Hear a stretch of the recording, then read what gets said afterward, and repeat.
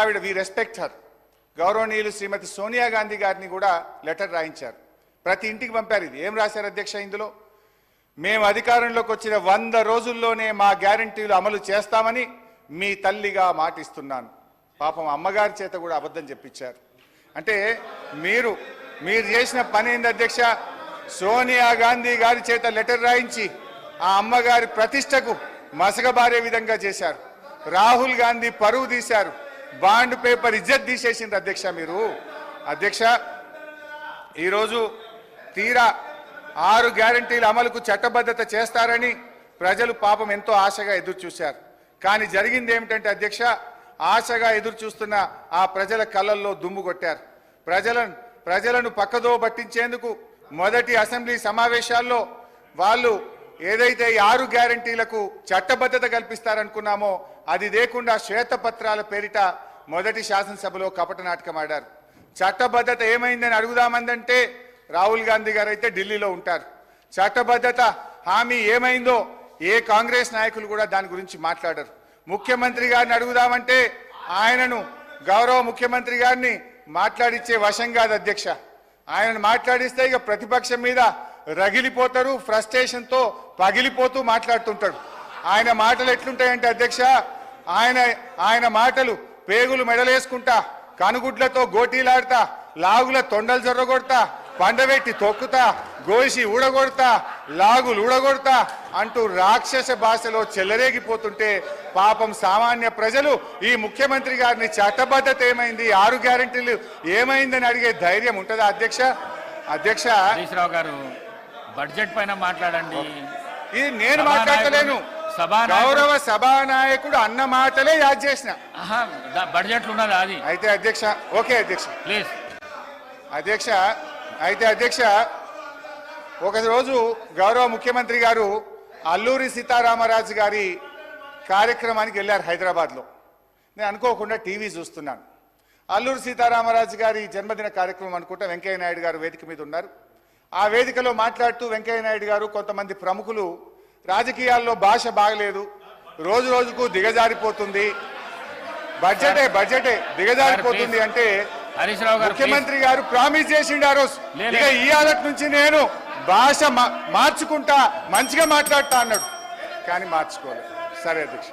Okay అధ్యక్ష, I respect you అధ్యక్ష. అధ్యక్ష నేను అధ్యక్ష వారట్లా మాట్లాడినా మాకు అభ్యంతరం లేదు అధ్యక్ష. మా బాధల్లా ఆ ముఖ్యమంత్రి కుర్చీకుండే గౌరవం పెరగాలి, ఈ రాష్ట్రం యొక్క ప్రతిష్ట మసకబారద్దనేదే మా తాపత్రయం తప్ప వేరే లేదు. ఒక చిన్న ఎగ్జాంపుల్ చెప్తా అధ్యక్ష. గ్రూప్ 2 ఉద్యోగాల కోసం నిరుద్యోగులందరూ కూడా రోడ్ల మీదకి వచ్చి వాళ్ళు వాయిదా వేయాలని అడిగితే గౌరవ ముఖ్యమంత్రి గారు ఏమన్నారంటే, ఎవరైనా వాయిదా వేయమని అడిగేది, సన్నాసులు అడుగుతున్నారు వాయిదా వేయమని అన్నారు.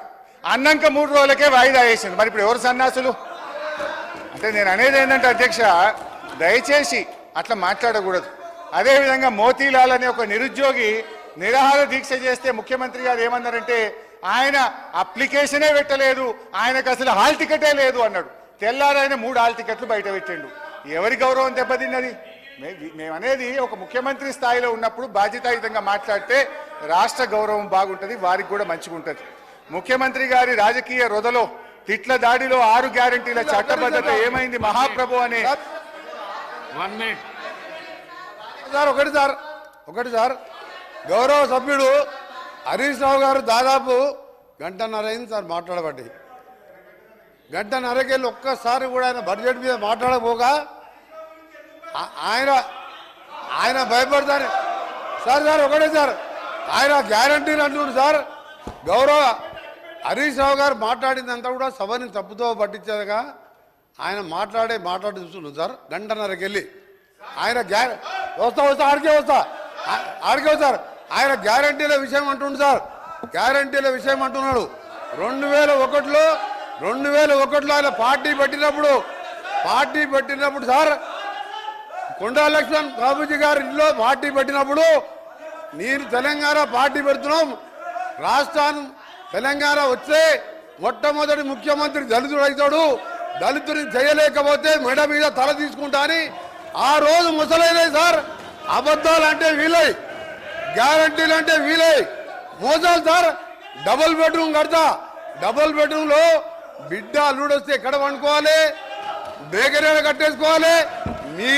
మీ రంగం మాటలు సార్. సార్ ఒకరి సార్, ఒకరి సార్. ఇంకా ఒకటి సార్, ఇంకా ఈయన హరీష్ రావు గారు ఒక మాట మాట్లాడి సార్.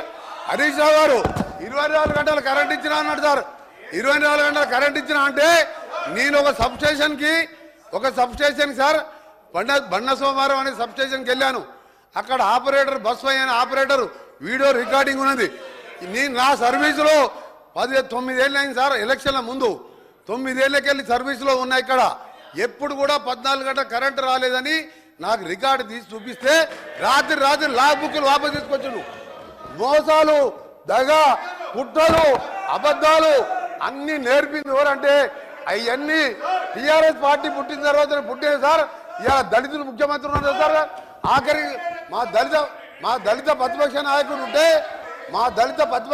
ఉంటే చూసి ఓడవలేక 13 మంది శాసనసభ్యులని సంతలో పశువుల్లాగా కొని ప్రతిపక్ష హోదా లేకుండా చేసాడు. ఇవాళ హరీష్ రావు గారు మాట్లాడితే సార్ ఇవాళ దయ్యాలు వేదాలు వెళ్తున్నాయి. మొత్తం మోసం, దగ, కుట్రలు, కుతంత్రాలు. నిజంగా నువ్వు మాట్లాడే సార్ ఒక్క పాయింట్ కూడా సపోర్ట్ చేయడం ఇవాళ ఆయన మాట్లాడేమని సార్. అందుకని హరీష్ రావు గారు నీ దగ్గర సబ్జెక్ట్ లేదు. నేను అనుకోండి సార్. చివరిగా నిన్న టీవీలో చూసేవారు అంటే నిన్న కేసీఆర్ గారు ప్రెస్ మీట్లో సార్ కేసీఆర్ గారు మీడియా బయట పోయి రేపు కాంగ్రెస్ పార్టీ బడ్జెట్ మీద వచ్చి చీల్చి చెండాడుతా అంటే నేను 9 నెలలకే వచ్చి కూర్చున్నా సార్.